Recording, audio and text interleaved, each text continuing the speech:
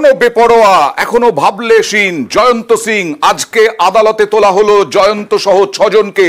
সেই সময় জয়ন্ত সিং এর ছবি দেখুন।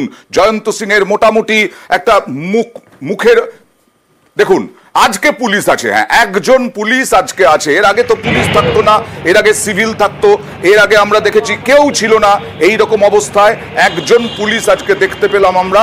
কথা বলবো প্রতিনিধি অরুণের সঙ্গে। কি রকম দেখলে তুমি? তো সামনে থেকে দেখলে জয়ন্ত কি আজকেও ভাবলেশীন?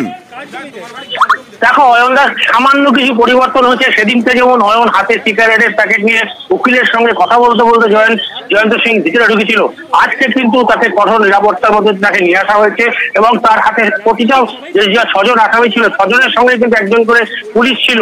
এখানে প্রচুর মিডিয়ার লোকজন ছিল, তার সামনে দিয়ে জয়ন্ত সিং কিন্তু যায়, কিন্তু তার ভাবমূর্তিতে কিন্তু কোনো রকম একটা পরিবর্তন হয়নি বলে আমাদের মনে হচ্ছিল। কারণ তিনি যেভাবেই গেছিলেন, শুধু তার পরিবর্তন দুটোই হচ্ছে। সেদিনকে যেমন একেবারে হাত ছাড়া অবস্থায় যাচ্ছিলেন, আজকে হাত ধরা অবস্থায় জয়ন্ত আজকে ভেতরে গেল। সুতরাং এখনো পর্যন্ত তার বিচার প্রক্রিয়া শুরু হয়েছে।